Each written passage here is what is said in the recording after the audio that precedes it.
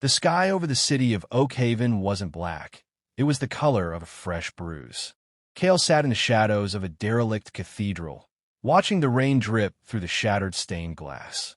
He was a man built of sharp angles and old scars, wrapped in a trench coat that smelled of ozone and ancient dust. On his neck, the mark of the bound, a jagged, thorn-like tattoo, pulsed with a dull, sickly amber light.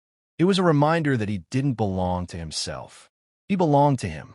For 3 centuries, Kale had been the vanguard of Moloch. He had been the one the demons whispered about in the dark, the lieutenant who turned kingdoms into ash heaps. He had forgotten what it felt like to feel anything other than the cold thrill of the hunt. Until 3 days ago, he remembered the screaming of the Oakhaven raid. He remembered the smell of burning thatch. He had stood over a kneeling woman, his shadow blade raised to finish the harvest of souls, when a small tug at his sleeve stopped his heart. A girl, no older than 8. She wasn't screaming. She was holding out a crumpled, hand-drawn picture of a bird. "It's for you," she had whispered. "You look like you've lost your way." The blade hadn't fallen. Instead, Kale had turned. He had cut down his own brothers in arms, the screeching carrion demons, and carried the girl, Maya, out of the fire. Now, sitting in the ruins of the cathedral, Kale felt the air grow heavy. The rain outside stopped mid-air, droplets hanging like diamonds in the gray light. "Tommen, just slow down," it curdled. "You were always the most sentimental of my children, Kale." The voice didn't come from the door. It came from the shadows behind the altar. A man stepped forward, dressed in a suit that cost more than the cathedral was worth.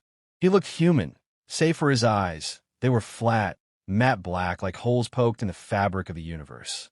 This was the broker, Moloch's messenger.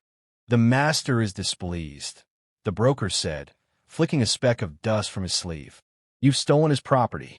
The girl has a spark, a pure soul. It was promised to the pit. Kale stood up.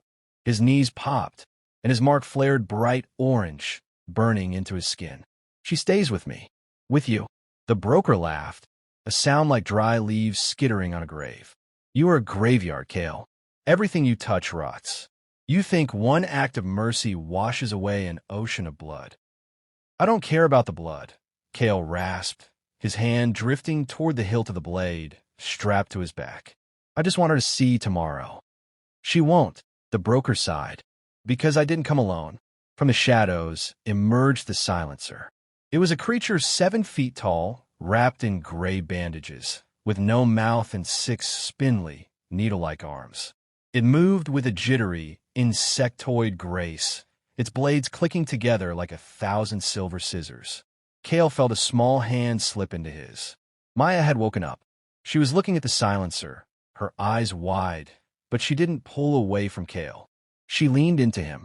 "Stay behind me, kid," Kale whispered. He drew his sword. It wasn't steel. It was a shard of the abyss itself, a crack in reality shaped like a blade. As he held it, the mark on his neck began to bleed. This was the cost of his rebellion. Every time he fought for the light, the darkness he was made of tried to tear him apart from the inside. The silencer vanished in a blur of gray. Kale swung blindly to his left, the shadow blade clashing against 6 silver needles. The impact sent a shockwave through the cathedral, blowing out the remaining glass. Kale groaned, his boots skidding across the stone floor. He was slower than he used to be. The good in him, this new, fragile conscience, was making him hesitate. He wasn't fighting for the kill anymore. He was fighting to protect. The silencer lunged again, a whirlwind of steel. Kale felt a needle graze his cheek, then another pierce his shoulder. Black blood, thick and shimmering, stained his coat. "You're dying for a whim." The broker shouted over the din of the combat. "Give us the girl, and you can return to the high seats. You can be a king of the dark again." Kale looked back at Maya. She was huddled against a stone pillar, clutching her sketchbook to her chest. She looked at him with something he hadn't seen in 300 years. "Hope." Kale let out a roar that wasn't human. He stopped blocking. He stepped into the silencer's reach, letting 3 needles bury themselves in his chest. The creature froze, its eyeless head tilting in confusion. It had won, But Kale smiled, his teeth stained with black ichor. "My turn," he hissed. He grabbed the silencer's head with his glowing, tattooed hand. The mark on his neck erupted in white-hot flame, the sacrifice light. It wasn't a power given by Moloch. It was the power of a soul burning itself out to create warmth. The silencer disintegrated into white ash in seconds. Kale felt his knees, gasping for air.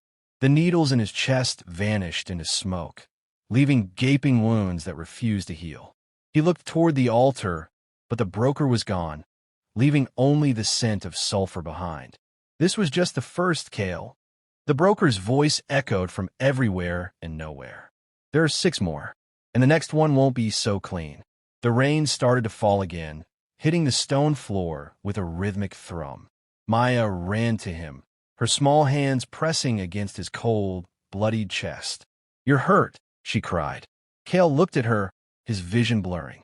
He reached up, his rough, scarred thumb wiping a tear from her cheek. "I'm fine," he lied. He forced himself to stand, using his sword as a crutch. "We can't stay here. They know the scent of my blood now." He looked out at the city. It was a maze of millions of people, any one of whom could be an assassin in disguise. He was a monster trying to be a man, protecting a light he didn't deserve to see.